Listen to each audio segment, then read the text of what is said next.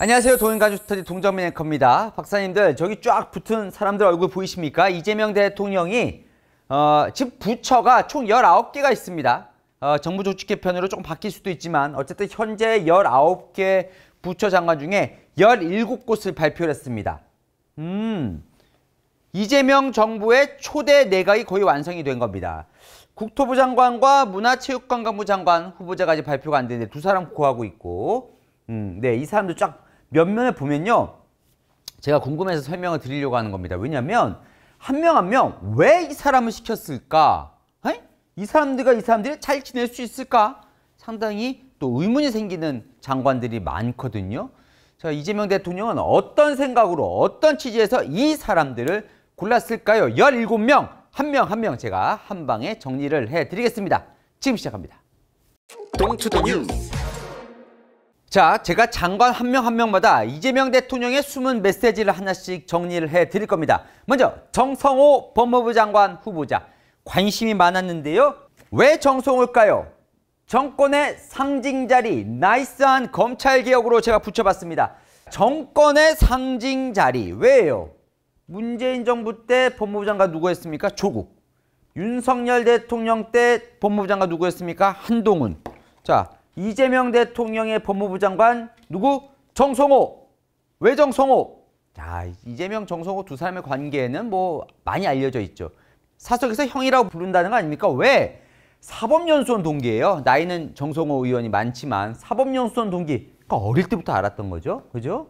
강원도 양구 출신, 서울대 법대 나와서 같이 사법연수원 있을 때 단체를 같이 했다는 거죠. 그 인권 변호사로 활동을 하다가 이때부터 인연이 있다 보니까 지금 이제 5선 국회의원인데 제일 처음 이재명 대통령이 아무 당의 기반이 없던 시절, 그러니까 2017년 문재인 대통령과 대선 경선 붙을 때부터 정성호 당시 의원은 이재명 대통령을 밀었습니다. 그러니까 어린 시절부터, 그리고 자기가 힘든 정치 입문 시기부터 중앙에서 든든한 버팀목이 돼줬던 사람이 바로 정성호 의원입니다. 그러면 왜 정성호 의원을 법무부 장관 후보자 시켰을까? 원래 정성호 의원은 국회의장하고 싶어 했거든요. 의장하려고 그랬는데 왜 왔을까? 왜 급하게 정성호 의원에게 형님이 맡아주셔야 될 것 같습니다라고 얘기를 했을까? 정권의 상징자리이지만 또 하나의 의미는 바로 나이스한 검찰개혁을 의미가 담겨 있습니다. 이재명 대통령 사법개혁에 대한 의지가 강하죠. 네. 정성호 의원은요, 검찰청의 이름을 유지하기 힘들 것이다. 이재명 대통령의 검찰개혁 의지를 누구보다 잘 알고 있습니다. 하지만 제가 여기에 뭐라고 썼습니까? 나이스한. 자, 검찰개혁은 이재명 대통령 꼭 하고 싶어 해요. 그런데 그걸 누가 주도하고 있어요? 흔히 말하는 강경파들. 네. 근데 이 강경파들은 뭘 하고 싶어 해요? 빠른 속도, 빨리 검찰을 없애고 싶어 해요. 그런데 이런 우려가 나오는 겁니다. 이러다 보니까 검수완박 2탄이 될 수 있겠다. 무슨 말이에요? 당시에 문재인 정부가 검찰 수사권을 완전히 박탈하는 검수완박 밀어붙였는데 잘 됐습니까? 완벽하게 안 됐습니다. 오히려 한동훈 법무부 장관이 시행령 고치면서 오히려 검찰에 대한 개혁 취지가 처음에 몰아붙였던 것에 비해서 손에 쥔 게 별로 없어요. 자, 그러다 보니까 이재명 대통령 그렇게 하면 안 되겠다. 오히려 꼼꼼하게, 속도보다는 꼼꼼하게 따져서 해야겠다. 자기가 가장 믿을 수 있는 사람으로 제대로 검찰개혁하겠다면서 이 정성호 후보자를 앉힌 걸로 보입니다. 그러니까 이번에 민정수석도 봉욱 민정수석 검찰 출신 갖다 놨잖아요. 그러니까 약간 여기와는 확실히 결이 달라 보입니다. 예. 하려면 제대로 해야 된다라고 해서, 그러면 검찰에서 검찰청 폐지 뺐을 때 그 다음 어떻게 될 거야? 누가 수사할 거야? 경찰이 다 할 거야? 그럼 경찰은 믿을 수 있어? 경찰이 이걸 다 할 수 역량은 되는 거야? 이런 부작용들까지 따져가면서 하라고 앉혀놓은 거죠. 자, 대법원, 법원 사법개혁도 대법원 주거는 속도 조절이 필요하다. 대표적인 온건파입니다. 정성호 의원은 온건파를 앉혀서 제대로 하겠다. 자, 그러면서도요, 이것도 본인의 사법 리스크도 가장 믿을 수 있는 사람이겠죠. 시켜야겠죠. 정성호 의원 이거 총대 맺습니다. 욕을 먹더라도 이재명 대통령 재판 아예 공소를 취소해야 된다. 이게 무슨 말이에요? 퇴임 후에도 처벌받을 수 없도록 아예 그냥 공소 자체를, 기소 자체를 취소해야 한다. 확실히 믿을 수 있는 사람으로 한 것 같죠. 자, 두 번째, 이 사람도 관심이었습니다. 왜 행정안전부 장관 후보자의 윤호중을 임명했을까? 자, 윤호중 의원은요, 친명으로 원래 불리되지 않는 사람이에요. 왜냐하면 오래전 당뇨입니다. 언제부터? 평화민주당 시절부터. 그러니까 DJ 정부 때부터 청와대에 들어간, 그리고 오히려 이해찬 사람으로도 볼 수 있어요. 이해찬 대표 때 민주당 사무총장. 윤호중 후보자를 왜 했을까? 이렇게 정리를 해봤습니다. 바로 보이지 않는 친명 사법행정 장악력. 뭐냐면 친명으로 분류되지 않는다고 그랬죠. 예. 그런데 이번 대선 때 경선 캠프의 선대위원장, 그리고 후보가 된 후에 총괄 선대본부장을 했습니다. 경선 캠프를 좌우를 누굴 데리고 있냐면 윤호중, 강훈식으로 데리고 있어요. 왜 두 사람을 데리고 있냐? 친명 색채를 오히려 드러내지 않겠다면서. 그래서 강훈식 지금 비서실장 하고 있잖아요. 양쪽을 지금 발탁한 건데, 취재를 해보면 보이진 않지만 확실한 친명이라고 얘기들을 합니다. 요때 윤호중 후보자가 민주당 원내대표 하던 시절에, 그때 대표가 이제 송영길 대표인데, 송영길 대표가 당시에 서울시장 출마를 하면서 그 자리를 누굴 줬어요? 이때가 언제냐면 2002년 대선 지자마자 이재명 대통령에게 개항을을 물려줬을 때 송영길 대표가, 그때 원내대표가 윤호중 원내대표입니다. 예. 그때부터 아주 막역한 사이가 된 걸로 전해집니다. 뭐 어느 정도 취재를 하다 보면. 그러니까 이때부터 본인이 개항을로 가서 첫 원대표, 두 번째 대표하는 사이에 믿을 수 있는 관계가 된 거죠. 그럼 왜 행정안전부 장관은 믿을 수 있는 사람을 시켜야 되느냐? 자, 사법행정이 다 엮여 있거든요. 일단 인사 엮여 있습니다. 공공기관장 인사 누가 합니까? 행정안전부 장관이 합니다. 사법을 제가 얘기를 한 게, 경찰 누가 관할합니까? 행정안전부 장관이 관할합니다. 자, 게다가 검찰청을 폐지하고 중수청을 만든다 그래요, 지금. 예, 중수청이 뭐예요? 수사하는 새로운 기관. 그 중수청을 행정안전부 산하에 둘지 법무부 산하에 둘지 지금 국회에서 논의 중입니다. 그렇게 되면 경찰의 검찰 수사 기능까지 요 밑으로 올 수도 있는 거예요. 그럼 어떻게 해요? 사법까지 영향을 미치게 되겠죠? 예, 믿을 수 있는 사람 시켜야겠죠? 게다가 지방자치단체, 지방균형도 행정안전부가 합니다. 이재명 대통령 지방균형에 엄청난 의지를 보이고 있죠. 예, 이게 엄청난 중요한 자리예요. 왜? 지난 정권 때 행정안전부 장관 누구 시켰습니까? 윤석열 대통령이 자기가 가장 믿을 수 있는 충암고 후배 이상민 장관 시켰죠. 왜? 너무나 중요한 자리니까. 자, 그래서 이 두 자리가 누가 될지 관심이었는데 자기가 가장 믿을 수 있는 사람. 예. 드러나진 않지만 가장 믿게 된 사람, 두 사람을 시켰습니다. 자, 기획재정부 장관 상당히 중요하죠. 우리나라 경제를 책임지는 수장. 자, 구윤철 장관 후보자는 왜 시켰을까요? 아는 사람이 바꿔줘. 이게 무슨 말일까요? 자, 구윤철 기획재정부 장관은 후보자는 전형적인 기재부 관료입니다. 1989년 행정고시를 합격해서 재정경제원 행정사무관을 하다가 예산처가 있었어요. 자, 예산처 지금은 없는 조직이죠. 노무현 정부 때 지금 기획재정부는 예산과 또 경제 관련 기능이 합쳐져 있습니다. 그때 당시에는 분리가 돼 있었어요. 기획예산처, 기획예산하는 곳과 경제를 담당하는 쪽이 분리가 되어 있었습니다. 그때 예산을 담당했었어요. 그리고 나서는 노무현 정부 때 행정관, 인사제도 비서관을 했었고, 문재인 정부 시절에 기재부 예산실장과 기재부 2차관을 했습니다. 자, 그리고 국무조정실장까지 가고요. 그러니까 노무현, 문재인 정부 때 청와대에 있었던, 예, 고 진보 정권의 청와대에 있었던 흐름을 알면서 기재부 관료. 자, 그런데 지금 이재명 대통령은 기재부를 어떻게 하려고 그래요? 분리를 하려고 그래요. 다시 언제 시절로? 노무현 정부 시절로. 예산을 떼서 아마 국무총리실로 갈 것 같고 경제 쪽만 남겨주고. 어쨌건 그거를 누가 개혁하게 한 겁니까? 아는 사람이 하라는 얘기입니다. 원래는 그래서 기재부 출신은 안 시키지 않을까 했었습니다. 자, 이재명 대통령 머릿속에는 기재부가 관료들이 너무 약간 정부 재정만 생각하느라고 정작 예산을 풀어야 될 때 예산을 풀지 않고 쥐고 있는 집단으로 생각하는데, 그래서 기재부 관료를 안 시킬 거다 하는 관측이 나왔는데 아니었죠. 이재명 대통령 바로 기재부 관료를 시켰습니다. 네, 아는 사람이 바꾸라는 거죠. 또 하나의 특징은 구윤철 장관이 레볼루션 코리아라는 책을 썼는데 상당히 이재명 대통령이 인상 깊게 생각했던 것 같죠. 네, 그러니까 이게 뭐냐면 우리나라가 어떻게 대혁신을 이루어야 되느냐. AI, 초격차 문제, 고령화 문제, 복지 교육 다 들어가 있습니다. 이 책 안에. 예, 어쨌건 예산도 알고 우리나라 경제를 거시경제를 담당할 기획재정부 장관이 아는 관료를 시켰고 자, 또 비슷한 흐름 속에서 외교부 장관 후보자로 조현 후보자 시켰는데 여기 뭐 부동산 투기로 지금 조금 시끌시끌하긴 하지만 어쨌건 여기도 전형적인 외교관입니다.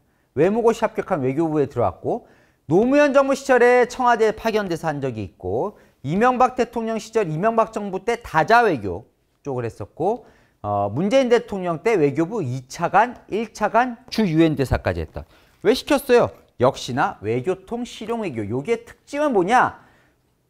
북미통이에요. 미국 쪽과 친합니다. 그러니까 양자 되고요. 자, 주 유엔 대표부 차석 대사, 주 유엔 대사를 지냈기 때문에 다자도 가능해요. 자, 양자 다자가 무슨 말이냐면 양자는 국가 대 국가. 그죠? 그럼 국가 대 국가의 핵심은 어디? 바로 미국. 자, 외교부 장관이 미국 몰라서 되겠습니까? 한미동맹이 제일 중요한데. 미국. 자, 다자는 뭐예요? 우리가 흔히 말하는 국제기구 혹은 에이펙, 나토, 그죠? 이런 G20 이런 다자 간의 협상, 여기도 유엔에 있기 때문에 친하고 잘 알고 그다음에 통상 쪽도 전문가입니다. 이번 대선 캠프 때 민주당 동북아 평화협력특위 부위원장을 지냈어요. 거기에 위원장은 누구? 위성락 국가안보실장. 처음부터 이재명 대통령은 외교부 장관으로 후보자로 조현을 염두에 두고 있었던 걸로 전해집니다. 자, 또 한 명 일찌감치 내정돼 있었던 걸로 전해지는 정동영 통일부 장관 후보자. 여기는 조현 외교부 장관 후보자와 또 결이 다릅니다. 자, 볼게요. 미워도 다시 한번 남북관계를 뚫자. 자, 조현 외교부 장관이 위성락 국가실장과 함께 미국, 한미동맹을 강조한 쪽이라면 여기는 이종석 국가정보원장과 함께 남북 대화파로 볼 수 있죠. 서울대 국사학과 MBC 기자 출신의 새정치 국민회의 입당한 다음에 국회의원을 쭉 했는데 여기 파란만장합니다. 여기 2년도 만에 조금 제가 설명을 드리자면 일단 통일부 장관 했었죠. 2004년 노무현 정부 때. 그렇죠? 그때 뭘 했었냐면 개성공단 사업을 했었고 그리고 남북 정상회담 전에 북한 김정일과 직접 따로 만나서 특사로 가서 면담도 했었습니다. 네. 통일부 장관 하다가 열린우리당 의장을 했는데 그리고 대통합 민주신당 대선 후보를 하죠. 이명박 대통령한테 대패한 이후에 사실은 민주당을 떠났죠. 떠납니다. 자의반 타의반. 2007년 대선 때 낙선한 다음에 무소속으로 출마해서 당선되고는 어디로 가냐면 국민의당으로 입당합니다. 그죠? 초록색을 입고 있어요. 그리고는 민생당이라는 당의 대표랍니다. 그러니까 민주당을 떠나 있었어요. 자, 그런데 복귀를 합니다. 민주당으로. 그래서 민주당 상임고문으로 복귀를 해서 자, 이재명 대통령이 뭘 해요? 공천을 줍니다. 누구와 함께? 박지원 의원과 함께. 박지원, 정동영에 대한 이재명 대통령의 각별한 마음을 느낄 수가 있는데 그럼 왜 각별할까? 이때 2007년 대통합 민주신당으로 대선 후보로 나왔을 때 이재명 대통령이 뭘 했어요? 정동영 후보의 팬클럽 정통에서 활동을 했죠. 자, 그때 인연으로 아마 지금까지 이렇게 정동영 통일부 장관 후보자까지 그러니까 공천 주고 국회의원 다시 되고 통일부 장관 후보자까지 연결되지 않을까 하는 해석들이 많이 나오는데 자, 어쨌건 정동영 후보자를 시킨다는 건 북한에 대한 시그널이기도 하죠. 남북관계를 뚫어보겠다. 자, 그래서 미워도 다시 한번은 약간 좀 중의적인 표현으로 제가 써봤는데 그때 정동영 후보자가 바로 북한 쪽에 손을 내밀어요. 통일부 명칭을 바꿀 수도 있다. 이게 무슨 얘기냐면 자, 임종석 문재인 정부 청와대 비서실장이 지난해 이런 얘기를 합니다. 통일하지 말자. 평화가 통일보다 중요하다.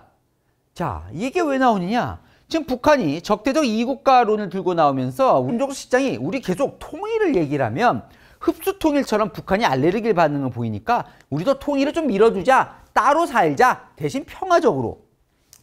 이런 얘기를 합니다. 그래서 헌법 개정에서 한반도 전체가 우리나라 영토다라는 헌법 개정하고 국보법 폐지하고 통일부도 정리하자라고 얘기를 하는데요. 약간 결이 이어질 수 있는 대목이에요. 그러니까 통일부라고 적으니까 북한이 오해를 한다는 거예요. 자꾸 우리가 흡수통일할 것처럼. 그러니까 통일부 이름 바꾸자는 이슈를 들고 나오는 겁니다.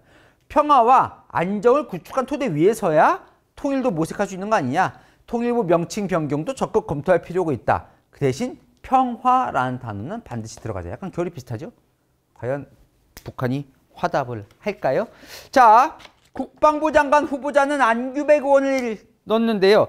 여기는요, 메시지가 명확합니다. 이쪽으로 할게요.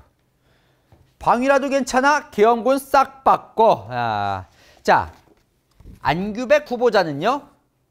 5.16이 언제예요? 1961년이잖아요. 1961년 이후 처음으로 군 예비역 출신이 아닌 장관 후보자입니다. 흔히 말하는 문민화라고 하죠. 문민. 네. 자, 그동안은 사실 육사 출신이 아닌 국방부 장관을 찾기도 어려웠습니다. 그만큼 국방부라는 것은 육사 중심의 이런 뭐라 그럴까요? 상명하복, 육군의 그 뼈대, 이걸 상당히 중시 여겼는데 진짜 파격적으로 방위 출신이에요. 그럼 국방부 장관을 시킨 겁니다. 자, 안규백 후보자는요, 당뇨예요, 당뇨. 당뇨라는 건 당에서, 민주당 그 당에서 일한 사람, 평화민주당 당직자로 공채가 돼서 당에서 활동을 하다가 서울 동대문에서 지금 5선 하고요. 대신 국방의 전문성은 있죠. 왜? 국회 국의원 시절에 국방위를 주로 했습니다. 그래서 국회 국방위원장까지 했어요. 그러니까 이번에 되면 이제 아까 얘기한 대로 민간인 출신 국방장관이 되는 건데, 국방위원장을 하면서 군에 대한 전문성도 있고 이재명 대통령과 아주 각별한 사이가 됩니다. 그러니까 이재명 대통령이 국회 국방위를 했거든요. 그때 친해졌다고 해요. 이렇게. 예. 그러면서 지난 총선 때 전략공천관리위원장을 시키고 이번에 총괄특보단. 총괄특보단이 뭐냐면 대선 때 이재명 대통령이 직접 사실 직통할 수 있는 수준의 특보단을 꾸려요. 그러니까 선대위 조직 중에 그 특보단의 단장을 누가 하냐면 안규백 후보자가 합니다. 그만큼 믿을 수 있다는 거죠. 자, 그러면 군에서는 어떻게 볼까요? 예, 상당히 참 흥미로운 대목인데, 그럼 왜 민간인 출신의 국방장관, 방위라도 괜찮을까? 군을 싹 바꿔야 한다는 거죠, 이재명 대통령은. 왜? 이번 계엄에, 윤석열 정부 계엄에 어쨌건 실행을 군에서 했으니까. 그죠? 김용현 국방부 장관, 여인영 방첩사령관 같은. 그래서 방첩사령관도 지금 민간인으로 해야 한다. 이런 얘기까지 지금 나오고 있는 상황 아닙니까? 자, 그러면 민간인 국방부 장관, 어쨌건 여기도 보니까 흥미롭더라고요. 미국의 국방부 장관이 지금 피트 헤그시스 장관인데 폭스뉴스 앵커 출신이죠. 여기 뭐 소령까지는 했지만 어쨌든 여기도 장군 출신이 아닌, 뭔가 정통 군 출신이 아닌 사람이 국방부 장관을 하는 거 보니까 완전히 뭐 새로운 자리는 아닌 것 같은데, 어쨌든 우리나라에서는 상당히 새로운 실험을 지금 하는데 그 이유는 윤석열 정부의 군에 대한 불신으로 담겨 있어 보입니다. 권오을 국가보훈부 장관 후보자의 메시지는 뭘까요? 보수 영역도 안 피해 놔두면 덕분다. 자, 권오을 후보자는요, 물론 민주당 경북도의원을 지내기도 했지만 한나라당에서 주로 정치활동을 했습니다. 이회창 총재 기획특보를 하고 경북 안동, 흔히 말하는 TK, 국민의힘 텃밭에서 3선하고 새누리당 인재영입위원장을 하고 그러다가 이제 바른정당으로 갔는데, 어쨌건 보수정당 출신의 사람을 국가보훈부 장관에 앉힌 거. 자, 일단 보수 영역도 안 피한다. 보훈이라는 곳이 어쨌든 보수 쪽 원래 아젠다잖아요. 근데 이재명 대통령이 지금 6월에 보훈의 달을 맞아서 엄청나게 보훈에 신경을 많이 쓰고 국가를 위해 특별한 희생을 한 사람은 특별한 보상을 하겠다면서 이번 국무회의에서 국가를 위해 순직한 공직자들에 대해서 더 이제 높게 연금을 줄 수 있는 이번에 시행령 개정도 했는데, 어쨌건 그 영역도 치고 들어가는 거예요. 그런데 그 자리에 누구를 앉혔냐면 보수 인사를 앉히는 거죠. 자, 국민의힘은요 발끈하고 있습니다. 권오을 후보자, 꿀이랑 꿀은 다 빨아먹은 분, 보훈의 보자도 모르는 사람. 보훈하고는 별로 관련이 없긴 하죠. 자, 그럼 이재명 대통령 입장에서는 권오을 후보자가 아주 고마운 사람입니다. 왜냐하면 이재명 대통령 고향이 어디예요? 경북 안동. 자, 그런데 경북 안동 출신 국회의원이 이번에 얼마나 선거 때 열심히 뛰었습니까? 그죠? 박정희 전 대통령 생가 가서 박정희 대통령한테 물어봤다는 거예요. 이번 대통령 누가 돼야 됩니까? 이재명이라는 얘기를 들었다는 정도로. 그래서 어쨌건 경북 안동에서 이재명 대통령이 30%가 넘는 득표를 합니다. 물론 고향이기 때문이기도 하지만. 자, 어쨌건 그런 고마운 사람에 대해서 덕분다. 자리 준다는 거죠. 이번 대선 때 이런 보수 인사들이 이재명 대통령을 도왔죠. 여기 외에도 뭐 꽤 더 있잖아요. 이런 사람들에게 시그널을 줄 수 있는 거죠. 자, 나도 덕분다. 자리 줄 거니까 조금만 기다려라라는. 물론 이 두 분을 얘기하는 건 아닙니다. 보수 인사 중에 자기 선거 도운 사람들에게는 이런 메시지를 줄 수 있다는 겁니다. 자, 왜냐면요. 선거 끝나고 자기를 도왔는데 아무 자리도 안 챙겨주면 그때부터 그 사람이 돌아섭니다. 그죠? 그러면서 그게 오히려 정권에 이렇게 상당한 이 위험 세력이 되는 경우도 많거든요. 대선 때 도와줬는데 안 챙겨주면. 이런 거 딱 자리 하나 주면 물론 그런 취지라고 이재명 대통령이 본다, 뭐 얘기했다기보다 어쨌든 일반적으로는 그러면 또 이게 하나의 메시지가 되는 겁니다. 그들에게는. 또 한 명, 권오을 장관 후보자와 함께 또 한 번 이번 인사 때 가장 관심 가진 인물. 사실 농림축산식품부 장관이 이렇게까지 관심 가지게 되는 경우가 별로 없죠. 자, 전형적인 농촌 전문가예요. 자, 이재명 대통령 메시지는 뭐예요? 나 통 큰 사람이야. 일 잘하면 가리지 않아. 뭐예요? 전임 정권 사람도 유임시킬 수 있어. 송민영 장관은요, 자, 충남 논산 출신의 이화여대 나왔고 한국농촌경제연구원에서 쭉 일하면서 부원장까지 지냈어요. 그런데 그리고 윤석열 정부 때 농림축산식품부 장관으로 임명이 됐는데 당시 윤석열 정부 때 물어보니까 당시 여성 장관을 찾다가 이쪽 전문가이기도 하고 여성 장관이냐고 채용을 했다는 거죠. 물론 부담도 있어요. 이재명 대통령 입장에서는 이제 전농으로 줄이죠. 전농에서는 뭐 철회 아니면 트럭터 몰고 투쟁할 거다 라고 하면서 흔히 말하는 진보 정권의 지지단체들한테 상당히 반발하고도 있기도 하지만 이재명 대통령 그래도 나 전체 중도층에게 보여줄 거야. 나 통 큰 사람이야 라고 보여줄 수 있는 이번 인사 때 상당히 뭐냐면 정권이 교체됐는데 장관이 유임된 사례가 없었다는 거 아닙니까? 예. 그러면서 일 잘하면 가리지 않아는 뭐냐면 왜 이 사람 시켰냐라고 했더니 국무회의 때, 비공개 회의 때. 지금 국무회의가 다 윤석열 정권 때 정부 장관들하고 하고 있잖아요. 국무회의를. 아직 새 후보자가 안 들어왔으니까. 근데 얘기를 해보니까 참 답을 잘했다고 하죠. 자, 송민영 장관도 바로 화답을 합니다. 바로 전향했어요. 양곡법 이제 처리할 여건이 됐다. 윤석열 정부 때 반대했던. 그랬더니 또 국민의힘 여기 지금 꿀 한 꿀은 다 빨아먹었다고 화가 났는데 여기서는 송민영 기회주의적 처신이다. 양심 팔지 말고 사퇴하라 라고 압박을 하고 있습니다. 그 식약처장도 유임이 됐어요. 윤석열 정부 때 임명한 오유경 식약처장도 유임이 됐는데 지금 더 할 수도 있다는 얘기도 나오는 거죠. 유임을. 예, 그러니까 이재명 대통령 입장에서는 인사에 있어서 여러 특징 중에 하나인데 이번 내각 인사 중에 이재명 대통령이 통합을 강조하면서 그러니까 장관 하나하나 다 메시지를 좀 넣은 겁니다. 사실 메시지를 넣는다는 건 좋은 인사입니다. 그러니까 인사를 했는데 이 사람 왜 이 사람을 한 거야? 라는 아무 메시지가 없으면 그건 별로 좋은 인사는 아니에요. 그러니까 어쨌건 권오을 후보자는 보훈이라는 게 보수 영역이니까 사실 그동안 그럼 보수 인사 갖다 놓고 나도 챙기겠다라는 메시지를 준 거고 자 여기는 농림축산식품부 장관 실력대로 하겠다. 자 어떻게 보면 정치적 메시지를 농림축산식품부 장관을 통해서 던졌다고도 볼 수 있는 거죠. 송민영 장관을 유임시키면서 정치 보복은 안 한다. 이런 이재명 대통령이 얘기하는 거와 좀 연결이 될 수도 있는 거잖아요. 그러니까 윤석열 대통령에 대해서는 책임을 확실히 묻더라도 그 밑에 일한 사람에게까지 내가 보복하려는 건 아니야. 통 큰 사람이야. 이런 거 보여줄 수 있는 거죠.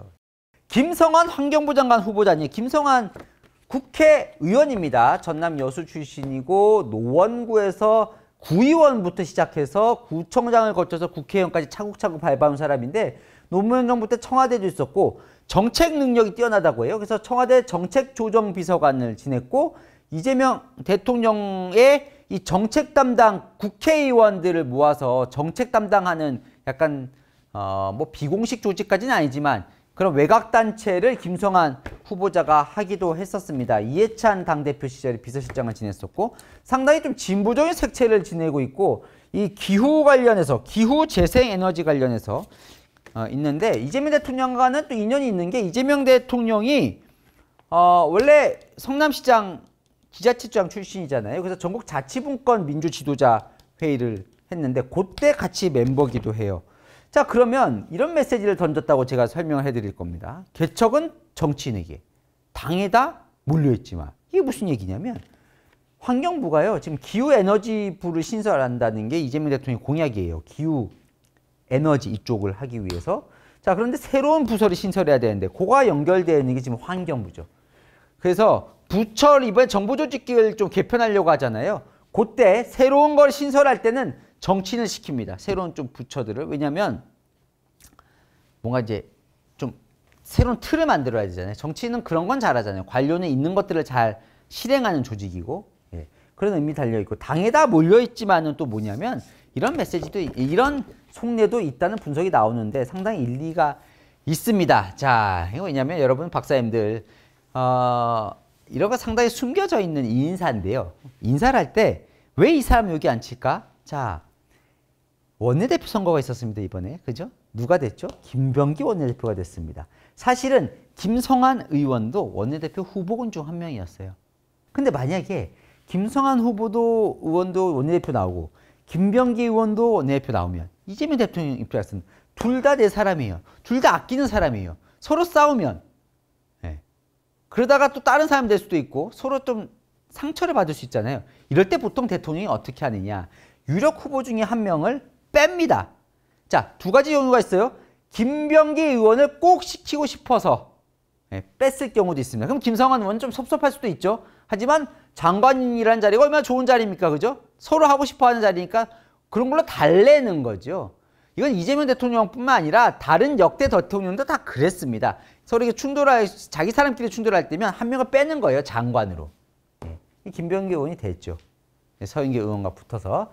자, 개척은 정치인에게라고 했는데 좀 연장선상에서 여성가족부 장관 후보자로 강선우 의원을 임명했는데요. 같이 붙었는데, 예, 강선우 의원은 대구 출생으로 이화여대 나오고, 자, 가족 전문가예요. 가족학 박사를 했습니다. 예, 그리고 민주당 국회의원을 하고, 그러면 국회의원 하면서도 보육특위위원장 하고요. 민주연구원 부원장을 하고. 자, 왜 개척은 정치인에게? 이재명 대통령의 또 다른 공약이 뭐예요? 여성가족부를 성평등 가족부로 확대하겠다는 게 이재명 대통령 공약이죠. 예, 그 역할을 강선우 후보자에게 맡긴 겁니다. 이거는 정권교체 상징이기도 해요. 왜냐하면 윤석열 대통령은 여성가족부 폐지가 공약이었잖아요. 안 됐죠. 왜냐하면 정부조직 개편은 입법사항인데 민주당이 반대하니까 여소야대였으니까 당시에 못했는데 이번에는 오히려 여성가족부를 확대하겠다는 게 이재명 대통령의 공약입니다. 예, 정권교체 상징을 정면 돌파할 수 있는 국회의원을 시킨 거죠. 자, 이번 내각의 특징은 국회의원이 많다는 겁니다. 국회의원 많은, 자, 또 대표적인 사람 바로 전재수 의원, 부산의 전재수 의원을 해양수산부 장관 후보자로 보냈는데 여기 진짜 메시지가 확실해 보입니다. 밀어줄 때는 화끈하게 밀어준다. 무슨 얘기야? 전재수 후보자는요, 친명 아닙니다. 실제로 친명이 아니에요. 노무현 정부 때 행정관과 제2부속실장, 권양숙 여사 부속실장을 지낸 전재수 의원의 특징은 지역에서 인기가 많다는 거죠. 부산에서. 이번 총선 때 사실 부산에서 민주당이 참패를 했지 않습니까? 총선 자체는 민주당이 압승을 거뒀지만 부산에서는 참패를 했는데 거기서 유일하게 살아남은 민주당 의원입니다. 자, 이재명 대통령 화끈하게 밀어주겠다는 거예요. 뭘로? 부산 시장으로 밀어주는 거 아니냐라고 얘기를 해석들이 많이 나오죠. 왜냐하면 이재명 대통령 뭐예요? 지금 바로 드라이버 가는 거예요. 세종시에 있는 해양수산부를 부산으로 내려보내겠다는 거 아닙니까? 이게 대선 공약이기도 하고. 그런데 이 해수부가 2029년까지 내려가겠다고 했더니 이재명 대통령이 너 올해 가. 올해. 사무실 못 가면 임대라도 들어가. 임대 빨리 구해. 그래서 올해 지금 들어갈 것 같아요. 내년에 뭐가 있어요? 지방선거 부산시장을 먹어오겠다는 강한 의지를 보이고 있는 거 아니냐라는. 보니까 여론조사에서도 지금 PK에서 이재명 대통령의 긍정 지지율이 상당히 높아요. 여론조사 보니까. 자, 그러다 보니까 확실히 부산은 먹겠다. 올해 부산으로 넘겨라. 그러면서 부산 출신의 전재수 의원을 해양수산부 장관으로 자리를 딱 주면서 확실한 시그널을 주는 거죠. 이재명 대통령 머릿속에는 이게 아닌가라는 게 정치권 해석인데 오히려 국민의힘을 지금 영남당이라고 많이 막 공격하잖아요. 영남당이 아니라 TK당으로 만들어버리겠다라는 거 아니냐라고 지금 오히려 국민의힘에서 좀 위기감이 나오더라고요. 그러니까 PK까지 다 가져오겠다. 그러면 정말 내년 지방선거 힘들지 않겠냐. 국민의힘 위기감이 있습니다. 예, 실제로 그렇게 될지 모르지만요. 어쨌건 그렇다는 거예요. 확실한 메시지를 주는 거죠. 장관을 통해서. 예. 자, 이제 정치인 그만 알아보고요. 보건복지부 장관 후보자 정은경. 우리나라 국민 중에 모르는 사람 없을 것 같습니다. 그러니까 오히려 국회의원들보다 더 유명한 사람이죠. 이재명 대통령이 취임 30일 기자회견에서 뭐라고 그랬어요? 빨리 정의용 후보자가 오면 좋겠다. 왜? 의료 정상화, 의료개혁 부분은 내가 가장 약한 부분 중에 하나였는데 전공의들이 복귀할 조짐도 보이고 있고 또 의료단체가 이번에 정은경 후보자가 지명이 되자 환영 성명을 냈어요. 의료 쪽에서, 의료계에서 환영한다고. 그래서 기대감이 큰 것 같습니다. 이재명 대통령. 뭐예요? 메시지는? 유명세도 메시지. 국민들이 다 아는 사람 후보자 시키면 보통 좋아합니다. 국민들은. 익숙한 사람. 그다음에 보건 안전 책임자.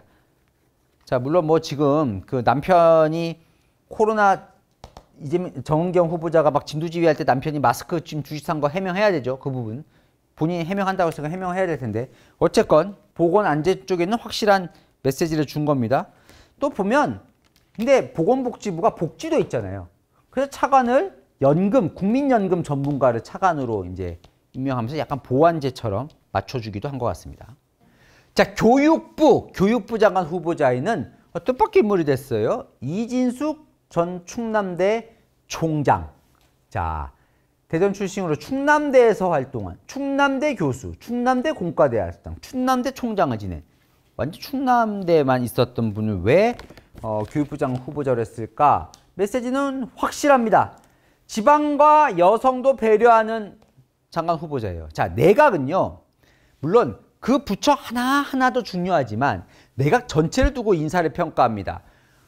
특정 학교, 특정 지역에 혹시 편중된 건 아닌지, 특정 성별의 여자는 다 빼는 거 아닌지 혹시 성별 또 보고 있기 때문에 내각 전체로 또 인사를 짤 때는 봐야 돼요. 확실합니다. 메시지는 서울대 10개 만들기. 교육부에게 미션을 준 거예요. 왜냐하면 이번 캠프에 이재명 선대위 서울대 10개 만들기 추진위원장을 맡았었거든요. 서울대 10개가 뭐예요?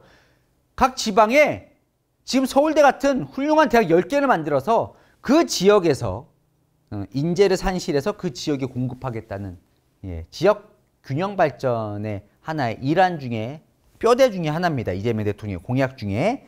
자, 이번 기자회견 때도 또 언급을 했었는데 어쨌건 이진숙 후보자에게 그 미션을 준 거죠. 자, 김영훈 고용노동부 장관 후보자. 여기도 아주 화제가 됐었습니다. 왜 화제가 됐을까요? 이재명 대통령 메시지입니다. 노동은 노동 전문가가 하고 민노총도 가리지 않겠다. 왜 이렇게 화제가 됐다고요? 민노총, 심지어 그 민노총의 위원장을 지냈습니다. 자, 아무리 진보 정권이라도 민노총 위원장을 직접 쓰는 경우는 없습니다. 잘.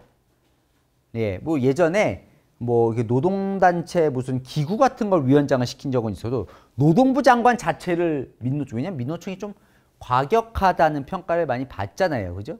자, 김영훈 후보자는요, 화제가 됐던 건 기관사, 철도 열차 몰다가 장관 됐다는 소식 들고 그날 언론 인터뷰하고 그러던데 철도 기관사, 철도 노조위원장, 민노총 위원장을 시켰고 이재명 대통령하고요, 인연이 꽤 각별하더라고요. 이재명 대통령이 성남시장 있을 때부터 당시에 철도 노조위원장이었는데 그때부터 노동 관련 독소회를 했다고 하고요. 봤더니 민노총 중에는 대화파였습니다. 그러니까 흔히 말하는 경기동부연합 이쪽 강경파 쪽은 아니고요. 대화파였는데 어쨌건 민노총 위원장을 하다가 이때 2017년에 원래 이재명 대통령도 후보에 나왔었잖아요. 당시 문재인 대통령과 겨눴을 때인데 그때 이재명 대통령을 지지했다가 후보가 문재인 대통령이 되니까 정의당 심상정 후보를 지지했었더라고요. 보니까. 그러니까 지난 대선, 이번 대선 모두 이재명 대통령과 함께한 오래됐습니다. 그러니까 이 김영훈 후보자에게 메시지는 명확합니다. 두 가지 메시지. 주 4.5일제와 정년 연장을 해내라. 노동은 노동 전문가에게 맡겼다는 메시지.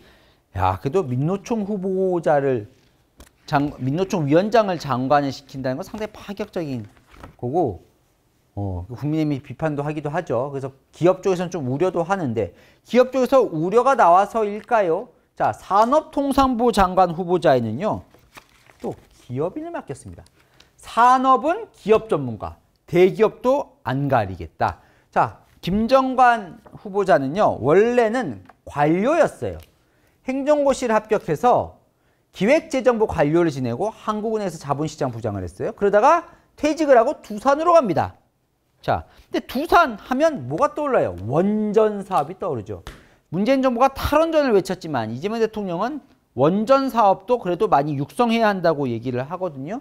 그래서 원전 사업을 하는 대기업 기업인을 산업통상장관 후보자로 앉은 거예요. 아, 이거 독특하죠. 민노총 장관과 대기업 장관이 함께 이재명 대통령 내각에는 들어와 있는 겁니다. 여기도 봐야 돼요. 왜냐하면 아까 김성환 환경부 장관 후보자는요, 재생에너지, 흔히 말하는 탈원전 쪽에 포커스가 맞춰져 있습니다.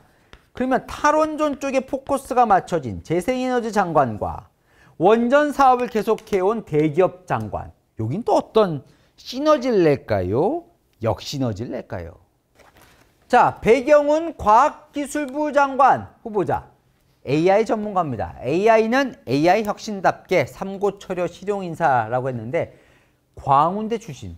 야, 이번에요, 학교도 다양하더라고요. 보니까 학교가 광운대 출신의 후보자고, SK, LG 있어서 LG 쪽에서 쭉 주로 활동을 했습니다. 2016년부터. 그래서 LG AI 연구원 초대 원장을 지냈어요.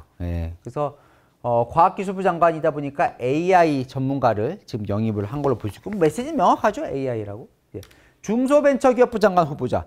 와, 김영삼 정부 이후로 재산이 가장 많다는 400억 넘는 재산이 있다는 한성숙 후보자. 사실 문재인 대통령 시절에는 재산이 많거나 다주택자들은 장관자를 안 시켰는데 이재명 대통령은 뭐 그런 후보자들도 꽤 시킵니다. 숙명여대 나왔고요. 엠파스, 네이버까지. 기업 관련 부는 중소벤처기업부잖아요. 기업 관련 부서는 기업인으로 시키겠다. 그래서 여기도 여성과 실용을 한 방에 보여줄 수 있는 인사로 볼 수 있습니다. 자, 박사님 정리를 해볼까요? 자, 제가 말씀드렸습니다. 인사는 메시지가 확실한 게 좋다고요. 자, 메시지를 딱딱딱딱 보냈다고 제가 말씀드렸죠. 일단 그립을 잡아야 될, 내가 힘을 써야 될, 힘을 보여줘야 될 자리에는 측근들을 앉힙니다. 법무부 장관 정성호, 행안부 장관 윤호중, 통일부 장관 정동영, 국방부 장관 너네 계엄 잘못했어. 군 출신 안 시킬 거야. 새로운 조직 개편이 될 만한 장관 후보자에게 의원들 쫙 깔았습니다. 그 다음에 다른 뭔가 실용적으로 가야 될 곳에는 다 전문가들을 뽑습니다. 다 메시지가 있는 겁니다. 노동은 노동 전문가한테, 교육 지방교육 살리겠다, 과학 AI 살리겠다, 구윤철 기재부 개혁하겠다, 정은경 의료 정상화하겠다, 김정관 산업 살리기 위해서는 원전도 나는 수용하겠다, 미국 중시한다. 다 메시지가 하나씩 있죠. 전문가도 메시지가 있죠. 자, 여론을 전문가 아니더라도 여론용 보수 쪽에다 당신 통합하겠습니다. 송미령 유임 통합하겠습니다. 보복 안 하겠습니다. 또 하나의 메시지. 해수부 나 부산시장 부산 시민들 저한테 표 좀 주세요. 자, 메시지가 있습니다. 물론 그 메시지가 옳은 거냐? 자, 해양수산부 장관 후보자에게 너무 노골적으로 지방선거용으로 한 거 아니냐? 비판 나올 수 있죠. 어쨌건 제가 말씀드린 건 그래도 인사는 메시지가 담겨 그 메시지를 누구에게 국민들에게 정확히 전달해 줄 수 있다면 일단 대통령 입장에서는 그 인사는 성공적이다. 자, 다만 도덕성 논란, 전가 논란 많죠? 지금 이 후보자들 중에 벌어지고 있는 것들은 자, 그 파고를 넘을 수 있는 거냐? 인사는 뭐예요? 도덕적이어야죠.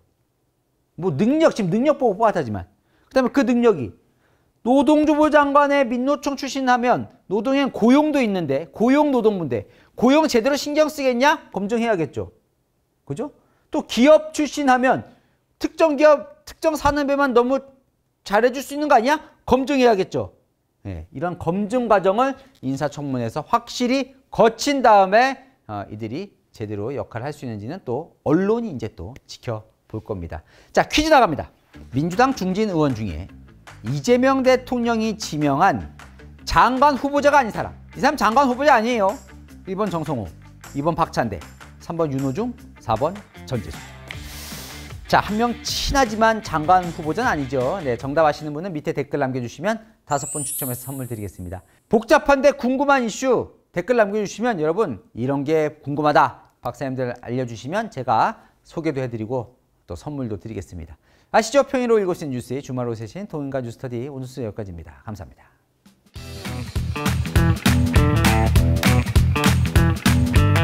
박사님들 어서 오십시오. 아직 가지 마시고 퀴즈 정답 보고 가십시오. 자, 284회 퀴즈입니다. 김민석 국무총리 후보자의 과거 불법 정치자금 수사건과 연관된 인물은요. 아유, 낯익은 이름들이 많은데 정답은요. 두구두구두구 2번이었습니다. 예, 다른 분들은 다른 사람하고 연결이 되어 있네요. 정답 5분 발표드립니다. ANNE2003님 2번 송기승 맞추셨고요. 청문회 때 반복되던 내용들인데 참 정리 안 된다 생각했는데 영상 보니까 이해가 되네요. 역시 맞습니다. 자, 축하드리고요. 두 번째 무캐소님입니다. 무캐소? 무슨 뜻일까요? 궁금하네요. 예. 맞춰주셨고요. 동행가 뉴스터디 팀 덕분에 박사가 진짜 돼가는 느낌적인 느낌이 듭니다. 내일도 기대가 됩니다. 오늘도 공짜로 지식 받아먹네요. 감사합니다. 제가 감사드리고요. 공짜에 커피까지 제가 쏩니다. 꼭 받아가시기 바랍니다. 고맙습니다. 세 번째 정답자님은요. 이분 왜 아이디가요? 오늘만 제발 뭔가 절박하십니다. 예, 맞추셨고요. 투명하게 관리되어야 할 정치 자금을 정치인들은 불투명하게 사용하는 것 같으신가 봐요. 어려울 때 도와준 지인들이 나중에 부탁이나 청탁하면 과연 외면할 수 있을까요? 그럴 수 있죠. 그죠? 내가 도와줬는데 그 사람이 나중에 지금은 순수한 마음에서 도와줬다 하더라도 나중에 그 사람이 만약에 뭘 요구를 하면 거절하기가 힘들 수도 있겠네요. 그죠? 예, 그래서 돈 문제는 정치인들 특히나 조심해야 됩니다. 네 번째 여유당님 축하드립니다.